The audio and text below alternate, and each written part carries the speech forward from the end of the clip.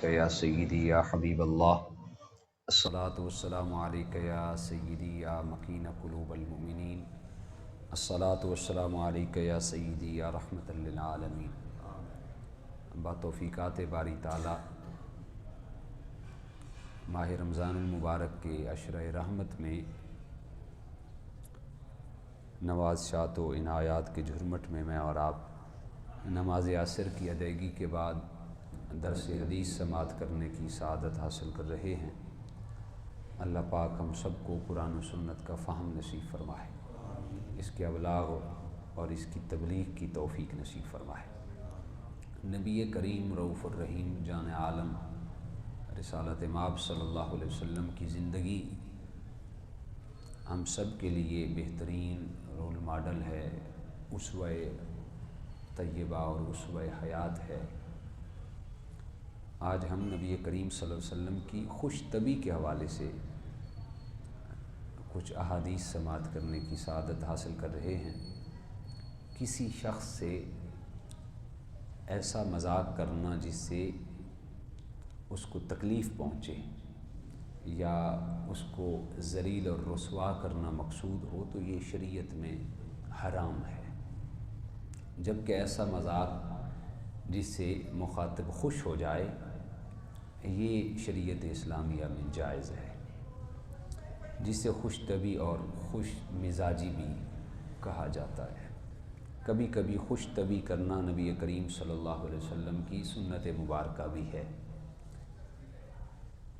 آپ صلی اللہ علیہ وسلم اپنے اصحاب سے خوش طبی فرماتے، لیکن آپ کا مزاح جو تھا وہ حق پر مبنی ہوتا، اس میں کوئی خلاف واقعہ بات نہیں ہوتی تھی۔ صحابہ کرام نے ایک موقع پر عرض کی، بندہ نواز،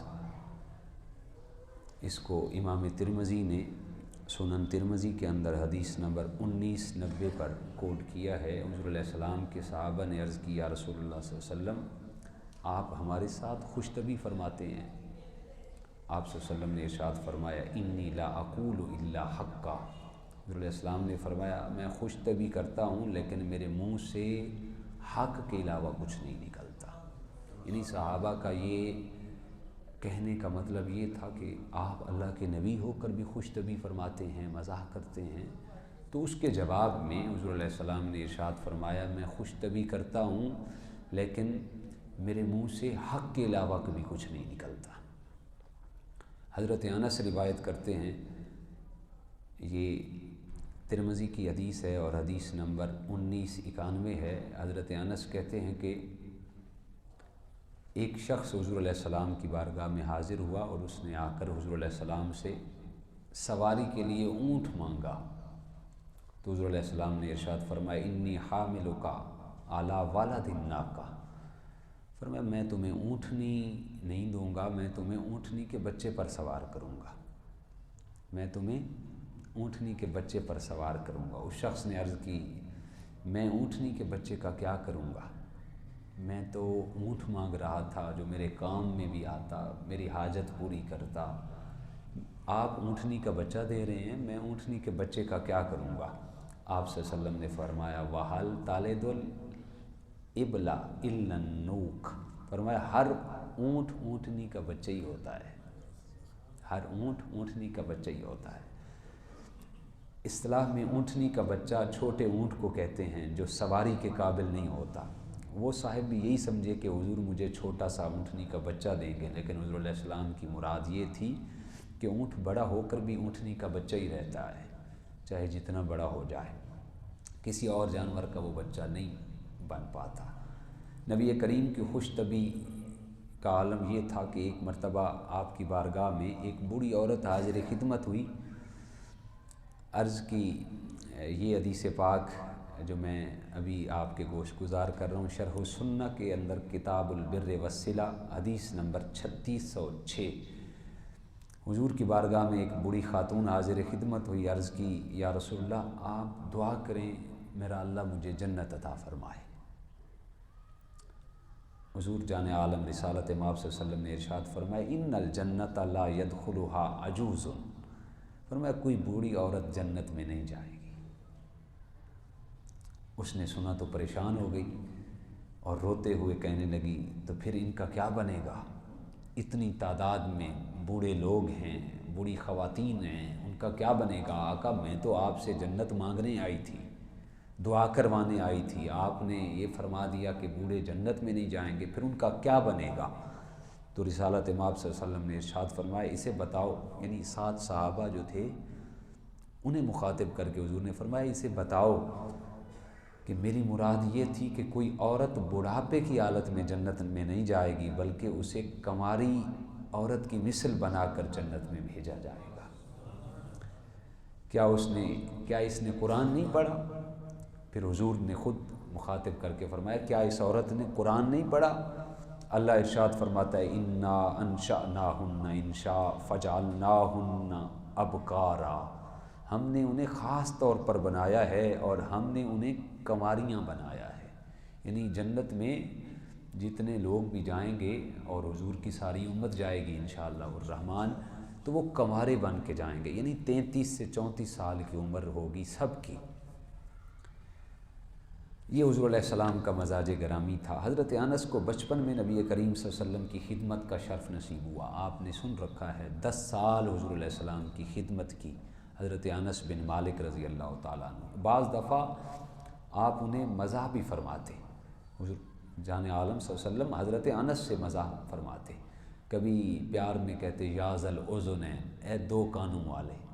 تو یہ حقیقت پر مبنی مزاح ہے، انسان کے 2 کان ہی ہوتے ہیں۔ حضرت انس کی قوت سماعت بڑی تیز تھی، آپ بہت ذہین اور فطین تھے، اس لیے نبی اکرم و اجمل صلی اللہ علیہ وسلم آپ کو 2 کانوں والا فرمایا کرتے کہ قوت سماعت بڑی تیز تھی۔ اس میں حضرت انس کی تعریف بھی ہے اور رسول اللہ صلی اللہ علیہ وسلم کی خوش طبعی بھی ہے۔ حضرت انس کہتے ہیں ہمارے ساتھ دل لگی فرمایا کرتے، اور میرے چھوٹے بھائی ابو عمیر نے ایک چڑیا پال رکھی تھی، وہ اس کے ساتھ کھیلا کرتے۔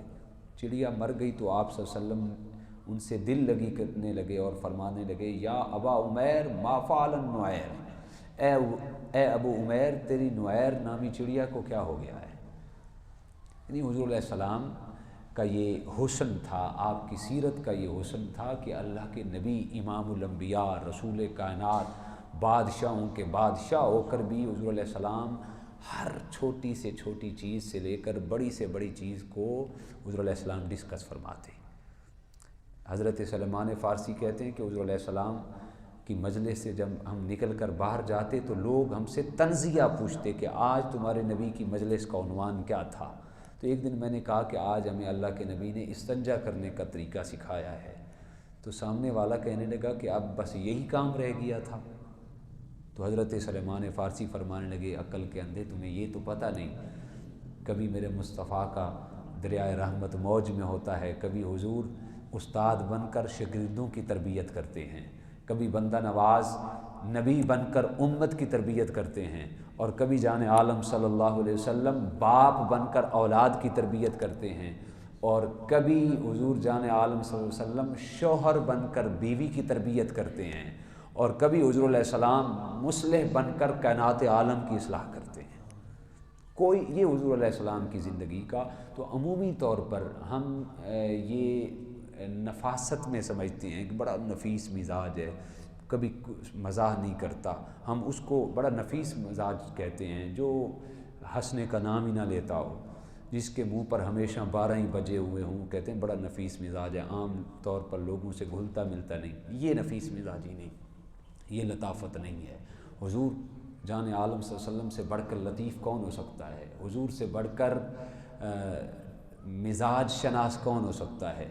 صحابہ کہتے ہیں حضور علیہ السلام اس قدر لطیف تھے کہ حضور نظافت کے منبع تھے کہ حضور علیہ السلام کے ہاتھوں میں اگر ہم ہاتھ دیتے تو کئی دنوں تک ہمارے ہاتھوں سے خوشبو ہی نہیں جاتی تھی۔